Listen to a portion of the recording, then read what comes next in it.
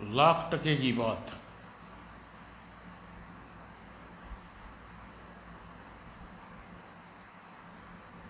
ये तो चित्र है दोस्तों।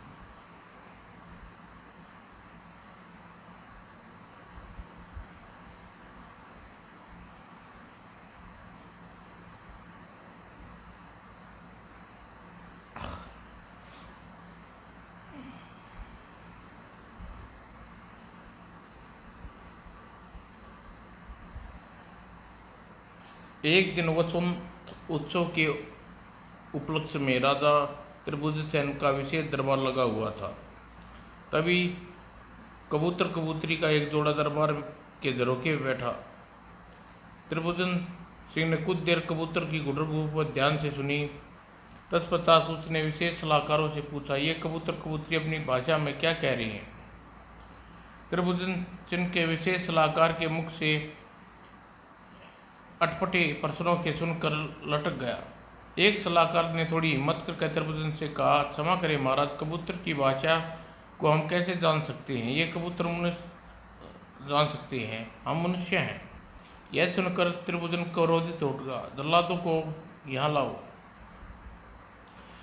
फौरन काले भुजंग जल्लाद अपनी तेज तलवार वाली चमकाते हुए सामने आ खड़े हुए। आज्ञा महाराज, ले जाओ इस सब को और इनके सिर धड़ से अलग कर दो। उधर सलाहकारों को मौत के मुंह में जाते देख त्रिशला के दिल में सहानुभूति भर उठा।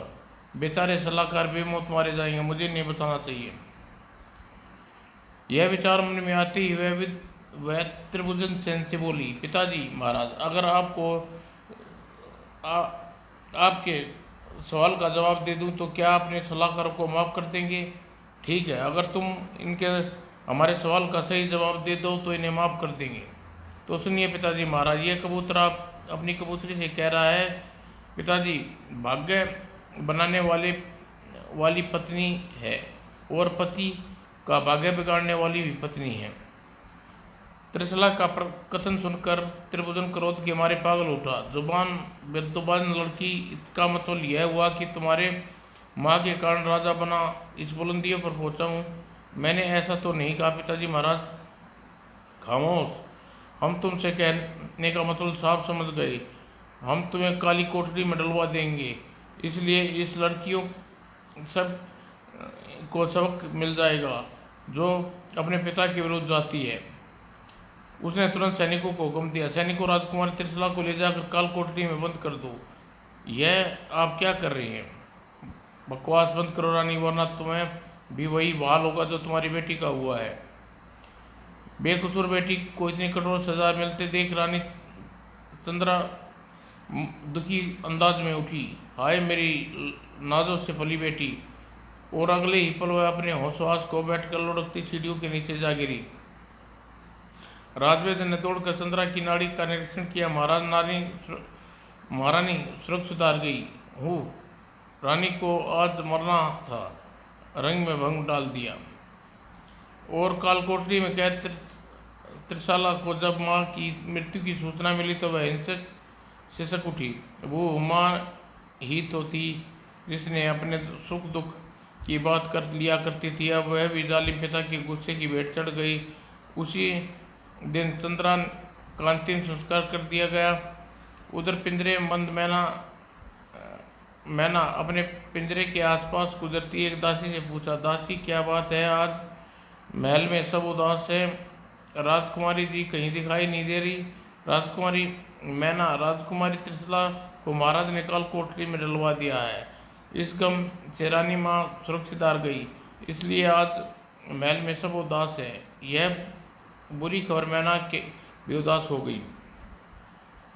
इस घटना के कुछ दिन पश्चात राजा त्रिभुवन वन में आखिर खेलने वापस राज्य लौट रहे थे कि एक जगह ठिठक कर रुक गए।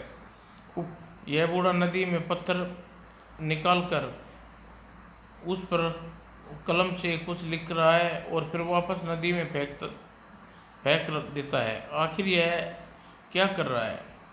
वह घोड़े से उतरकर बूढ़े के पास पहुंचकर उससे बोले, ए बूढ़े, तुम यहाँ क्या कर रहे हो? राजन, मैं इन पत्थरों पर लोगों का भविष्य लिख रहा हूँ।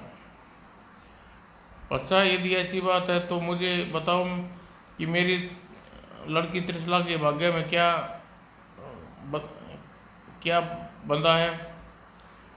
बूढ़े ने तुरंत एक नदी में हाथ डालकर कुछ पत्थर निकाले, उनमें से ध्यान से पढ़ने लगा।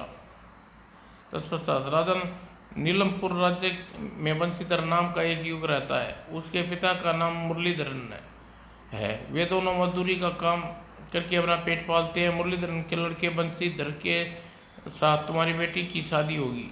क्या कहा? एक मजदूर के लड़के से मेरी बेटी का विवाह असंभव?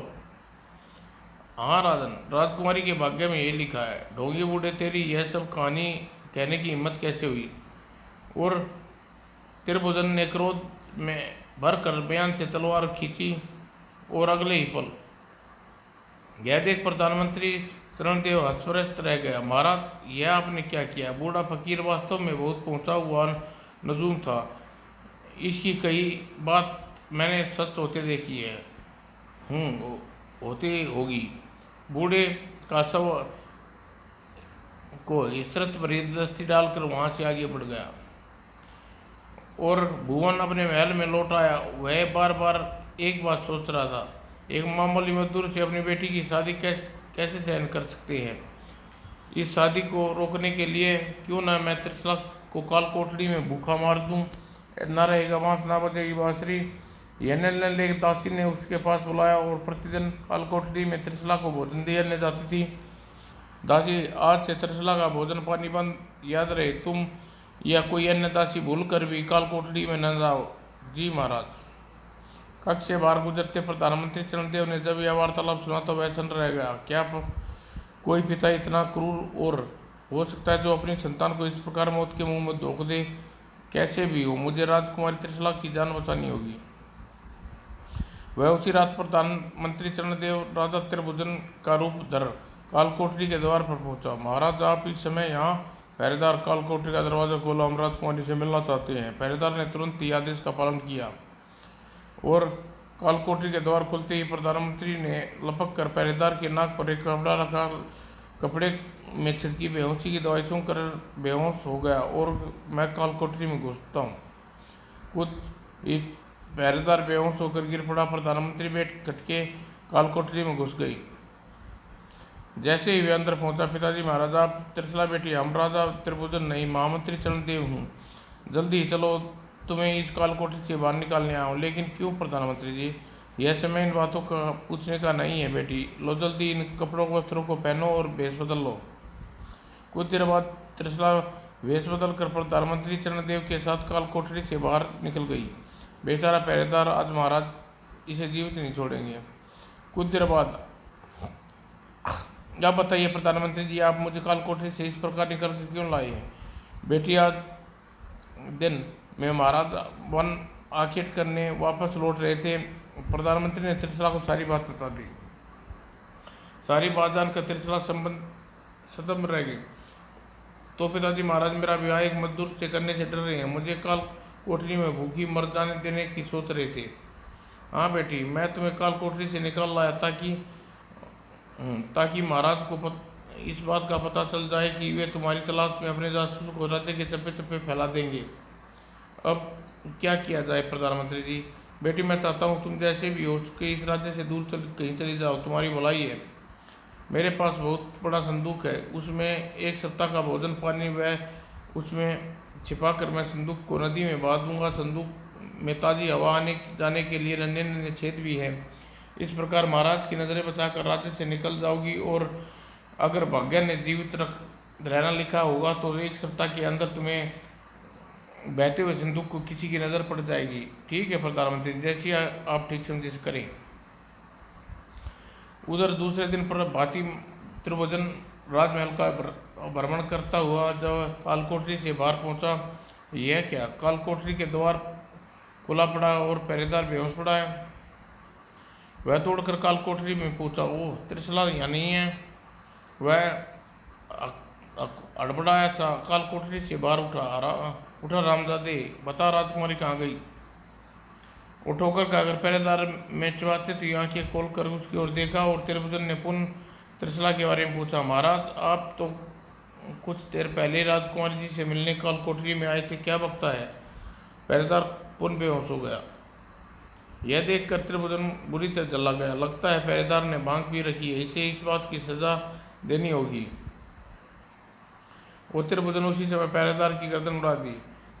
तत्काल अपने जासूसों को बुलाकर उसने आदेश दिया, राजकुमारी त्रिशला काल कोठरी से फरार हो गई है।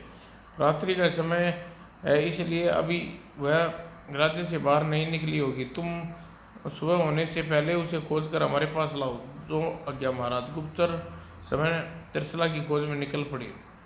उधर प्रधानमंत्री चरणदेव विशाल संदूक के हिस्से में सूखे मेवे फल इत्यादि रखे और बेटी अब तुम इस पे में लेट जाओ ताकि मैं बंद कर सकूं। त्रिशला बिना कुछ कहे संदूक में लेट गई। तब प्रधानमंत्री ने संदूक को बंद कर दिया। वह उस नदी के की ओर चल पड़ा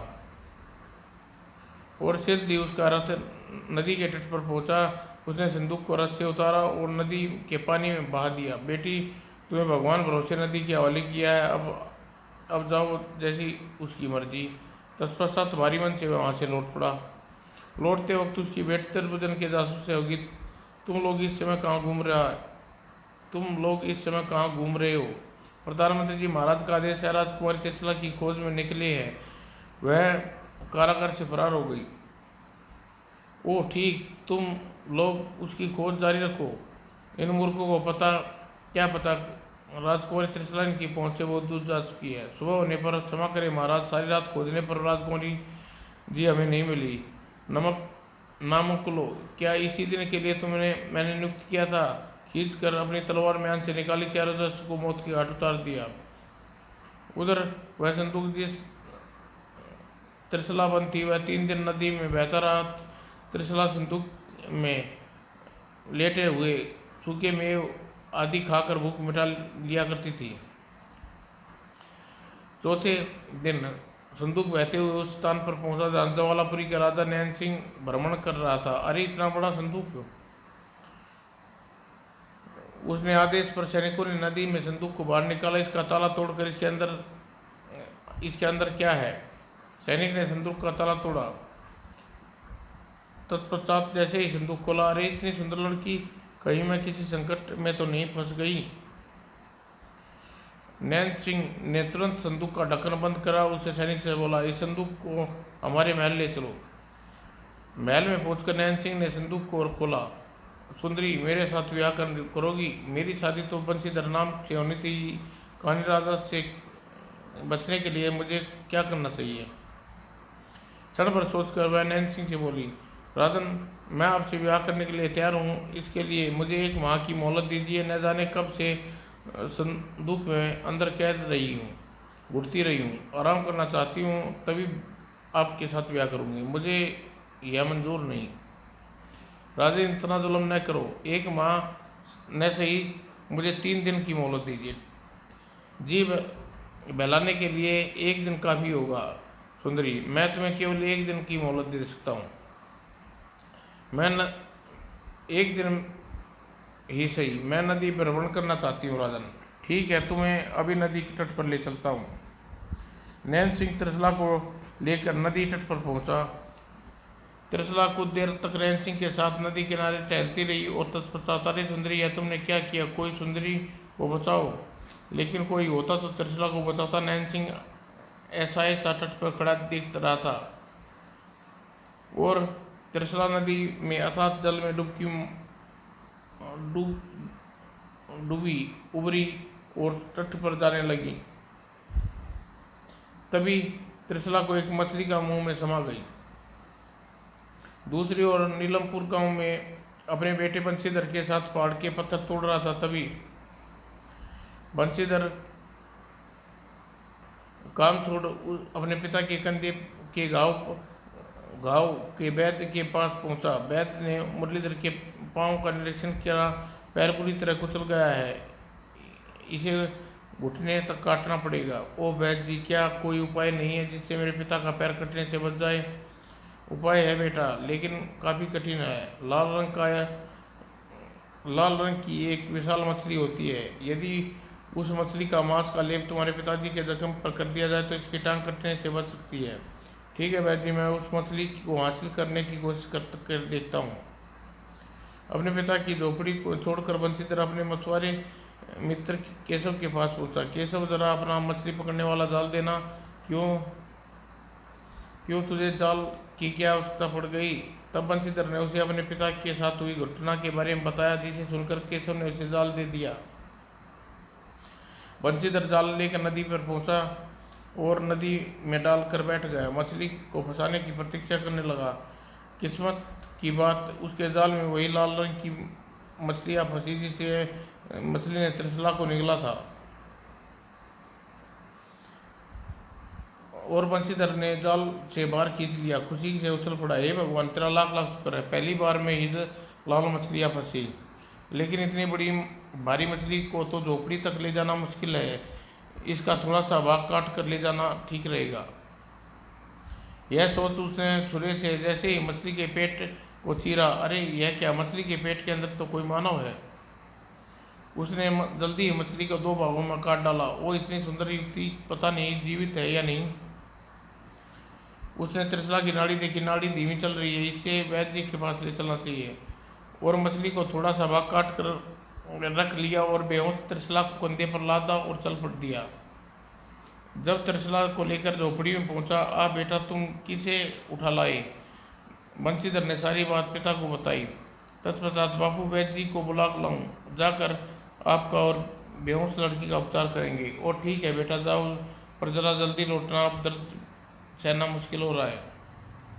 वैद्य जी मछली के मांस की कोई औषधि मिलाकर लेप को तैयार किया। तत्पश्चात फिर उसने बेहोश त्रिशला की मस्तिष्क पर जड़ी बूटी का लेप किया। बंशीधर इस लेप के प्रभाव से आधे घंटे के अंदर अंदर युवती होश में आ जाएगी। तत्पश्चात बंशीधर को आवश्यक निर्देश देकर वैद्य चले गए।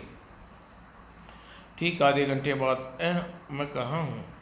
सुंदरी, तुम झोपड़ी में हो। एक तुम्हें मछली निगल गई थी, जिसके पेट में तुम बाहर निकाल लिया।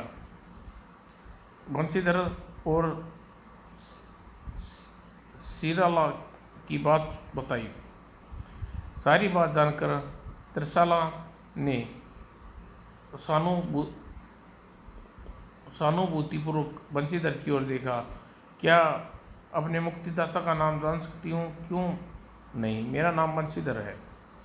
बंशीधर, और तुम्हारे पिता का नाम? मेरे पिता का नाम मुरलीधर है। और इस नगर का नाम नीलमपुर है। यह सुनते ही त्रिशला खुशी से उछल पड़ी। ओ, इसका मतलब मैं सही जगह प्राप्त की। फकीर के कहे अनुसार इसी युग के साथ मेरा विवाह होना है। वह खुशी की और आवाज को दबाते बंशीधर से पूछा, तुम काम क्या करते हो? मैं और मेरे पिताजी अपना पेट मजदूरी करके अपना पेट पालते। त्रिशला को सारी शंका दूर हो गई। वह चारपाई पर लेटे मुरलीधर के पास पहुंची। बापू, यदि आप चाहें तो अपने बेटे की बहू बनाकर आपकी सेवा कर सकती हूँ। लेकिन बेटी, हम तो बहुत गरीब हैं, हम लोग के पास शादी करने के लिए फूटी कौड़ी नहीं है। बापू, जब आपकी मर्जी हो शादी कर रही, मैं अपनी मर्जी से शादी कर रही हूँ, तो पैसा खर्च करना की आवश्यकता क्या है? आप मुझे अपना आशीर्वाद चाहिए। ओह, तब ठीक है बेटी। मुरलीधर ने कहने पर बंशीधर ने त्रिशला को भगवान की मूर्ति के हाथ जोड़कर एक दूसरे के पति पत्नी स्वीकार लिया। और अब त्रिशला घायल मुरलीधर की जी जान से सेवा करने लगी, जिसके फलस्वरूप मुरलीधर स्वस्थ हो गया। अब ससुर और पति के साथ त्रिशला भी मजदूरी पर जाने लगी। इस प्रकार अपनी गृहस्थी की गाड़ी चलाने लगी। एक दिन राजा त्रिभुवन जब वन में आंखें ठीक करते गया, उसकी भेंट एक कबालियन युवती से हुई। कौन हो तुम? मैं सांगा कबीले की रेशमा हूँ। रेशमा, तुम भी रेशम की तरह कोमल और सुंदर हो। हम मणिपुर के राजा त्रिभुवन हैं। क्या हमसे विवाह कर हमारी रानी बनना पसंद करोगी? क्यों नहीं महाराज, यह मेरा सौभाग्य होगा।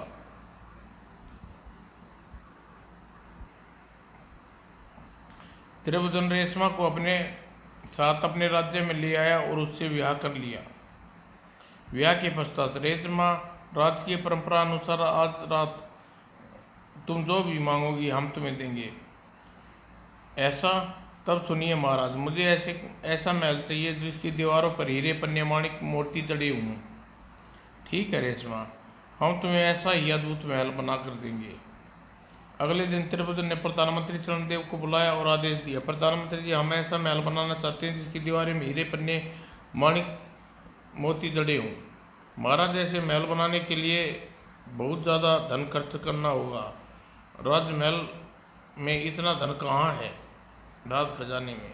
प्रधानमंत्री जी, यह तो आप जानते हैं कि हम ना सुनने के आदि नहीं है। धन इकट्ठा करने के लिए प्रजा पर नए कर लगा दो। महल का निर्माण कार्य मजदूरों से कराने के लिए नगर के प्रत्येक एक युग का चुनाव कर लो, जिसे भी हमारी इच्छा अनुसार महल बनाना चाहिए, जैसा आपका आदेश महाराज।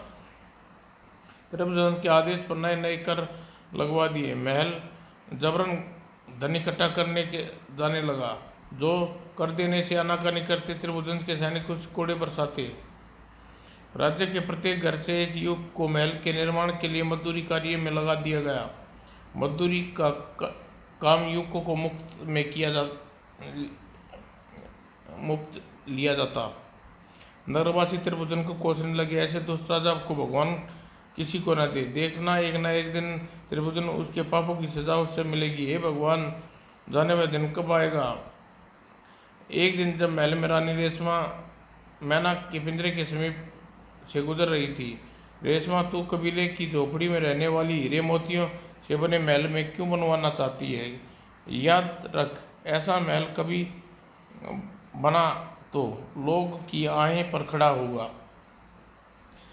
रेशमा ठिनक कर रुक गई। यहाँ आसपास तो कोई नहीं है, फिर किसने मुझसे यह सब कहा? तभी पिंजरे की मैना बोली, रेशमा, मैं पिंजरे की मैना बोल रही हूँ। रेशमा पलटकर उसकी ओर देखा। ओ तो तू है, तू मुझे उपदेश दे रही है। ठहर, अभी तुझे मजा सिखाती हूँ। रेशमा ने पिंजरा खोलकर जैसे ही मैना को पकड़ना चाहा, अरे, मैंने मैना को आकाश में उड़ गई। रेशमा की हाथ मलती रह गई। उधर त्रिशला पहाड़ी पर अपने पति और ससुर के साथ मजदूरी कर रही थी। तभी उड़ती मैना उसके पास आ बैठी। राजकुमारी त्रिशला, अब तुम महल छोड़कर चली आई तो मैंने आखिर कब तक तुम्हें खोज ही लिया। त्रिशला की मैना को उठाकर चूमा। मेरी प्यारी अच्छी मैना, मुझे क्षमा कर दे। मैंने परिस्थितियों कुछ इस प्रकार घटी कि मैंने अपने साथ लाने में असमर्थ थी। और शाम को त्रिशला मैना को अपनी झोपड़ी में ले आई। अच्छी मैना, मेरे नगर में कुछ समाचार सुना। पिताजी महाराज कैसे हैं? पिताजी? राजकुमारी, नगर में अपने पिता के बारे में न पूछो तो अच्छा है। फिर भी तुम्हें तो बताती हूँ, तुम्हारे पिता ने दूसरा विवाह कर लिया है और नई रानी के कहने पर आकर उसने प्रजा पर इतने बहुत जुल्म डाल रहे हैं। सारी बात जानकर त्रिशला दुखी हो उठी। मैना, यह तो तूने बहुत बुरी खबर सुनाई। दुख से परेशान त्रिशला उसी रात नींद न आई। सुबह जब वह पति व ससुर के काम के साथ जाने लगी तो, राजकुमारी जी, मेरा कहा मानो और अपने पति और ससुर के साथ समीप के मेरू पर्वत की खुदाई करो। मेरू पर्वत की खुदाई है? क्या कह रही है मैना? राजकुमारी जी, जहाँ पर मेरू पर्वत खड़ा है वहाँ से 2000 वर्ष पहले सुवर्णनगर नाम का एक नगरी में सुवर्णनगर के समीप ही ज्वालामुखी था। एक बार जब ज्वालामुखी फूटा तो सारा सुवर्णनगर खोलते हुए जलावे के अंदर दब गया। और आज भी सुवर्णनगर जो का त्यों ज्वालामुखी के सूखे लावे के नीचे दबा पड़ा है। और मेरू पर्वत की खुदाई करने पर सुवर्णनगर हासिल होगा। ऐसा तब तो हम पर्वत की खुदाई अवश्य करेंगे। त्रिशला दौड़ी दौड़ी स्वामी झोपड़ी के बाहर आई और अपने पति और ससुर मैना की कई बात बताई। सारी बात सुनकर मुरलीधर बोला, मैना रानी, विश्वास तो नहीं होता क्योंकि इस बात पर तुम कह रही हो, इसलिए आज ही हम तीनों मेरू पर्वत की खुदाई करने जाएंगे। और तब से वे मेरू पर्वत की ओर चल दिए। मैना आगे आगे उड़ रही थी। मैना पर्वत पर पहुंचते ही मेरू पर्वत पर पहुंचने पर अपने कार्य में जुट गई। दिन भर तीनों खुदाई के कार्य में जुटे रहे। संध्या के समय त्रिशाल की खुरदाल किसी वस्तु से टकराई। ऐसी आवाज़ पत्थर की आवाज़ तो नहीं होती। मैना फुदक कर उसके पास आई। राजकुमारी जी, लगता है पहले दिन आपको अपने कार्य में सफलता मिल गई, थोड़ी खुदाई और करो। अच्छा मैना। और त्रिशला पुनः खुदाई शुरू कर दी और थोड़ा सी खुदाई करने के पश्चात आश्चर्य से उछल पड़ी। ओ यह क्या! राजकुमारी जी, बधाई हो, यह स्वर्ण नगर के महल के सबसे ऊंचा गुम्बद है। यह सुनते ही बंशीधर और मुरलीधर खुशी से चिल्ला उठे। ओह मैना, तुम्हारा कहा सच निकला। उस दिन वे सब मेरू पर्वत पर खुशी खुशी अपनी झोपड़ी लौट आए। और त्रिशला अपने पति ससुर तीनों प्रतिदिन मेरू पर्वत पर जाते और खुदाई करते। उसकी मेहनत का नतीजा अब धीरे धीरे उनके सामने आ रहा था। 6 माह के परिश्रम के बाद पूरा स्वर्णनगर उन तीनों ने खोद कर पृथ्वी के गर्भ से निकाल लिया। त्रिशला, आज से तुम मेहनत सफल हुई। आज से तुम इस देश की रानी हो। नहीं मैना, तुम गलत कह रही हो। इस देश पर मेरा नहीं, मेरे पति और ससुर का अधिकार है। पर मानव विहीन नगरी में हम राज करेंगे। यह नगर संपन्न विहीन है। जब तक इसमें पशु पक्षी और करलख व मानव की आवाज़ें नहीं गूंजेंगी, हमारे लिए बेकार है। इसकी फिक्र तुम न करो राजकुमारी, मैं इस बात का इंतजाम किए देती हूँ। कहकर मैना आकाश में उड़ी और सिद्धि नीलनगर के राजा अग्निमित्र के पास पहुंची।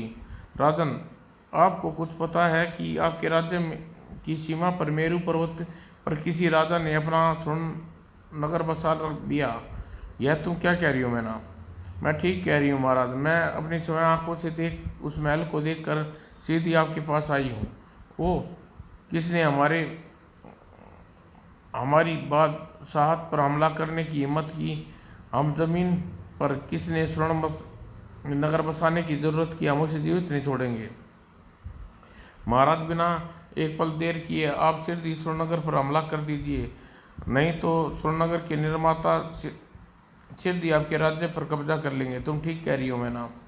राजा अग्निमित्र की पट्टी पड़ा मैना पुनः स्वर्णनगर की ओर उड़ चली। सिद्धि व स्वर्णनगर में त्रिशला के सामने।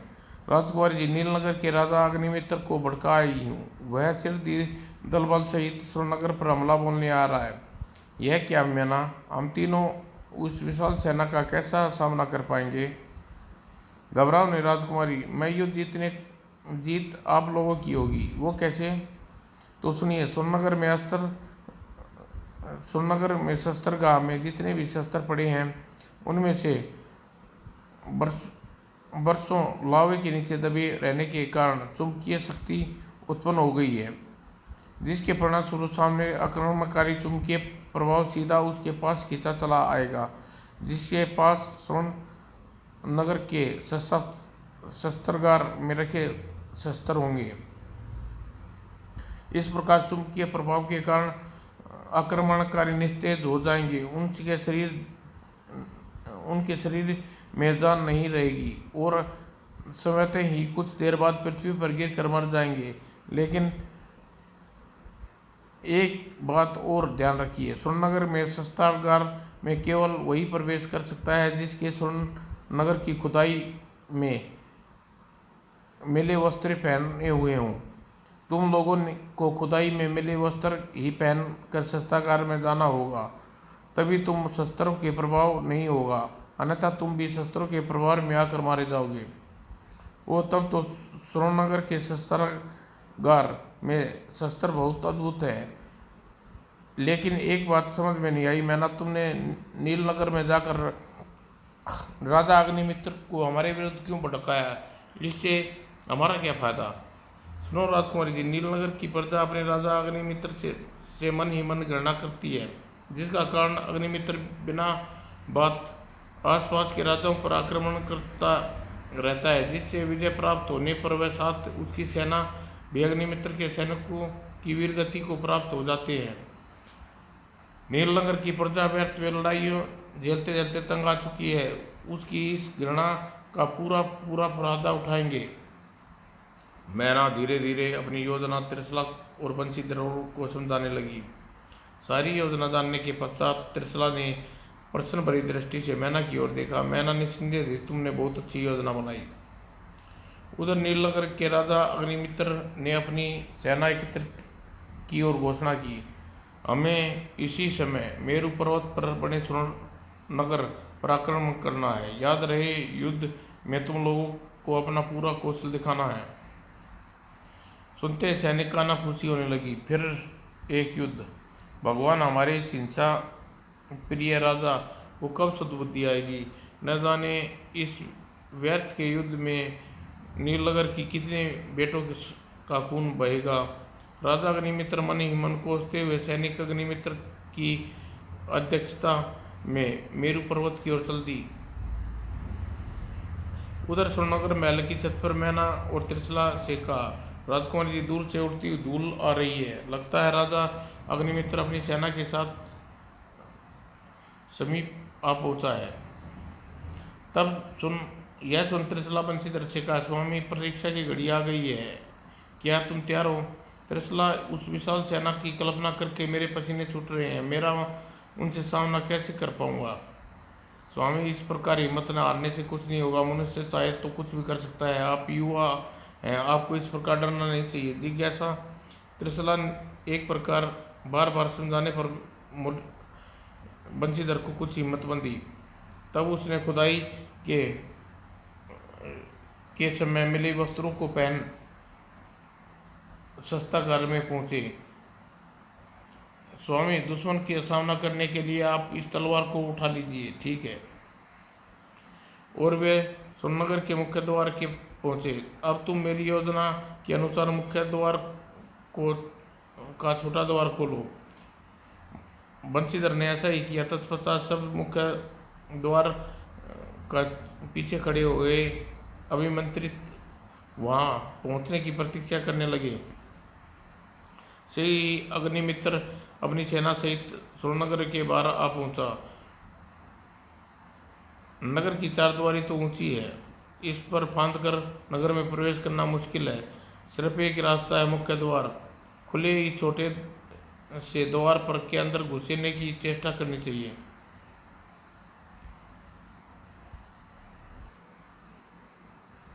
अग्निमित्र छोटे दरबार से प्रवेश करने लगा। अंदर कुछ ही दूरी पर बंशीधर चुंबकीय तलवार लिए खड़ा था। द्वार के अंदर प्रवेश करते ही अग्निमित्र चुंबकीय तलवार से उसकी ओर खींचा जाने लगा। अरे यह क्या, यह तिलस्मी है। मैं न चाहते हुए भी सामने खड़े तलवारधारी की ओर खींचा चला जा रहा हूं। सिर दिए पत्थर की मूर्ति की तरह बंशीधर के सामने खड़ा था। कुछ पल बाद वह स्वतः ही तेज होकर पृथ्वी पर गिर पड़ा। यह देख मैना त्रिशला ने कहा, राजकुमारी, यही राजा अग्निमित्र मर चुका। अब इसकी सेना चुंबकीय तलवार का प्रयोग करना ठीक नहीं। तुम ठीक कह रहे हो मैना, निर्दोष लोगों की जान लेकर हमें भला क्या मिलेगा। मैना उड़कर नगर की चारदीवारी के बाहर खड़ी सेना के पास पहुंची। सैनिकों, तुम्हारा राजा, हिंसा प्रिय राजा अग्निमित्र मर चुका है। क्या कहा, राजा अग्निमित्र मर चुके हैं। सैनिक अग्निमित्र की मृत्यु की बात सुनकर हर्ष की लहर दौड़ गई। यह देख मैना उनसे बोली, सैनिकों, राजा अग्निमित्र निसंतान था। उसके मरने के बाद नील नगरी का राज सिंहासन खाली हो गया है। मैं तुम्हें एक ऐसा सुयोग्य पात्र के बारे में बताती हूँ जो नीलनगर का नया राजा बनने के स्वार्थ योग्य है। उसका नाम बंशीधर है। सैनिकों, उसी ने राजा नील अग्निमित्र को मारा है। ओह, ऐसे पराक्रमी को हम संघर्ष अपना राजा बनाने के लिए तैयार हैं। यही वह समय था जब त्रिशाला और मुरलीधर बंशीधर के चारद्वारी से बाहर निकले। यही है बंशीधर सैनिकों, नए राजा बंशीधर की जय। बंशीधर की जयकार वातावरण में गूंज उठी। बड़े धूमधाम से बंशीधर को नीलनगर का राजा बना दिया गया। कभी सपने में भी नहीं सोचा था कि मेरा बेटा राजा बनेगा, और बहू त्रिशला के भाग्य से हुआ है। और नीलनगर की रानी त्रिशला मैना से कहा, मैना, आज एक बार जिज्ञासा बार बार मेरे मन में उठती है, परंतु जिज्ञासा कभी तुम प्रकट नहीं किया, लेकिन अब जिज्ञासा प्रकट करना चाहती हूँ। जिज्ञासा क्या है रानी त्रिशला? मैं ना जिस प्रकार तुमने मेरा साथ दिया उसी प्रकार कोई सच्चा हितैषी हो ही साथ दे सकता है। तुम्हारे कारण मेरे पति इस देश के राजा व इस देश की रानी बनी। पिंजरे से निकलकर तुम सीधी मेरे पास चली आई। आखिर क्यों? तुम उड़कर कहीं और भी जा सकती थी। क्या इस बात का कोई रहस्य है? रानी त्रिशला, तुम आज जब सब कुछ जानना ही चाहती हो तो मैं तुम्हें जिज्ञासा को अवश्य शांत करूंगी। सुनो, पिछले जन्म में मैं एक सिद्ध महात्मा की योनि में था और तुम मैना की योनि में थी। एक बार मैं एक पेड़ के नीचे बैठा तप कर रहा था। उसी समय पेड़ पर तुम बैठी थी। तभी तुमने मेरे ऊपर बीट कर दी, जिससे मैं क्रुद्ध होकर मैंने क्रोध भरी आंखों से जैसे ही तुम्हारी ओर देखा, तुम जलकर भस्म होकर नीचे पृथ्वी पर आ गिरी। मैंने क्रोध में आकर तुम्हें भस्म कर दिया। इससे मेरे आराध्य देव शिव जी नाराज हो उठे। उन्होंने मुझे मेनक बना दिया और मैं जाने का श्राप देते हुए कहा, जिस मेनक को तुमने भस्म किया है वह अगले जन्म में राजकुमारी त्रिशला के रूप में जन्म लेगी और मैंने मैना बनकर आजीवन उसका साथ देना है और संकटों से उबारना है। ऐसे करके तुम्हारी मुक्ति होगी। सो रानी त्रिशला, भगवान शिव के आदेश का मानकर मैं जन्म में तुम्हारे साथ हूँ। ओ, यह बात है। इस घटना को बीते हुए कई वर्ष बीत गए। इस बीच नीलनगर और स्वर्ण दोनों नगरों में एकीकरण कर दिया गया। नए नगर बंसी नगर के नाम रख दिया गया। बंसी नगर का संचालन बंसी नगर के राज्य के चारों ओर सुख समृद्धि का राज था। त्रिशला नियमित रूप बना लिया था। वह प्रतिदिन गरीब भिखारियों को वस्त्र इत्यादि दान में बांटती। एक दिन, ओ यह क्या पिताजी महाराज, इसकी यह दशा कैसे हुई? और वह सैनिकों के द्वारा एक भिखारी को अपने पास बुलाया। अपने सामने पिताजी को खड़ा देख त्रिशला उससे बोली, तुम्हारी आंखों को क्या हुआ बाबा? क्या तुम जन्म से अंधे हो? त्रिशला की आवाज़ सुनकर भिखारी चौंका। अन्याय उसने बेरौनक आंखों में आंसू भराए और यह देख त्रिशला ने उससे कहा, क्या बात है बाबा, तुम्हारी आंखों में आंसू क्यों आ गए? रानी जी, अगर मेरी जान बख्श दो तो मैं कुछ कहूँ। कहो, हमें तुम्हारी जान बख्शी बाबा। तो सुनो रानी जी, मैं त्रिशला नाम की एक लड़की, मेरी बेटी, उसकी आवाज़ हो तुम्हारी आवाज़ जैसी थी, तो तुम्हारी आवाज़ सुनकर मुझे अपनी बेटी की याद आ गई, इसलिए आंखों में आंसू आ गए थे। तुम्हारी वह बेटी अब कहाँ है बाबा? पता नहीं अब कहाँ है। वैसे तो उसे मारने की कोई कसर नहीं छोड़ी थी। भगवान जाने उसे इस दुनिया में है या नहीं। बाबा, तुम्हारी बेटी मरी नहीं, जीती जागती वह तुम्हारे सामने खड़ी है। आह पिताजी महाराज, मैं त्रिशला हूँ। तुम मेरी बेटी त्रिशला हो? मत कहो मुझे महाराज, मेरा राजपाट तो जाने कब का मुझसे छिन चुका है। लेकिन यह सब हुआ कैसे पिताजी महाराज? नई माँ कहाँ है? बेटी, तुम्हारी नई माँ के कारण तो यह सब हुआ। न मैं उनसे काम मान कर प्रजा पर अत्याचार करता, न प्रजा मेरे राज्य से निकालती। पिताजी महाराज, मुझे सब विस्तार से बताइए। तो सुनो बेटी, तुम्हारी नई माँ मुझसे एक ऐसे अद्भुत महल का इच्छा प्रकट की जिसकी दीवारों पर हीरे पन्ने माणिक जड़े हों। ऐसा महल बनाने के लिए अपार धन की जरूरत थी। धन इकट्ठा करने के लिए मैंने अपनी सारी प्रजा पर नए नए कर लगा दिए और राज्य में नवयुवकों को महल का निर्माण करने के लिए मजदूरी पर लगा दिया, जिससे प्रजा असंतोष फैल गया। एक दिन जब नई रानी रेशमा के साथ रथ में बैठा नगर भ्रमण कर रहा था तो असंतुष्ट नगरवासी मेरे रथ पर हमला बोल दिया और रानी रेशमा को तो उन लोगों ने जान से मार दिया। मेरी आंखें फोड़ दी। प्रधानमंत्री चरणदेव के हस्तक्षेप से मेरी जान बच सकी। तब प्रजा ने मुझे धक्के देकर नगर से बाहर निकाल दिया और प्रधानमंत्री चरणदेव ने मणिपुर का नया राजा घोषित कर दिया। अब बेटी, मैं भिखारी बना इसी प्रकार नगर नगर भटकता फिर रहा हूँ। ओह पिताजी, यह तो बहुत दुखद अंजाम देखकर त्रिशला दुखी हो उठी और कुछ सोचकर त्रिभुवन से बोली, पिताजी महाराज, कई वर्ष पहले मैंने आपको कहा था कि पति का भाग्य बनाने वाली पत्नी होती है और पत्नी का भाग्य बिगाड़ने वाली भी पत्नी होती है। अब आप ये मेरी बात नहीं मानी तो अब भी आप इस बात को नहीं मानेंगे? बेटी, तुमने ठीक कहा था। उस समय मैं राजमत में चूर था, इसलिए राजमत में आंधा सब को नकार नकार बैठा। अब मैं सच स्वीकार करने में किसी बात में लज्जा नहीं। तुमने ठीक कहा था बेटी।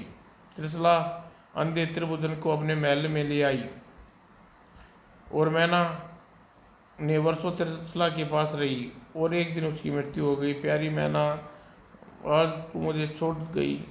और त्रिशला ने महल के उद्यान में मैना की समाधि बनाई, प्रतिदिन उस पर फूल चढ़ाती जाया करती और अंधा त्रिभुवन अब उसके साथ रहता था। समाप्त दोस्तों।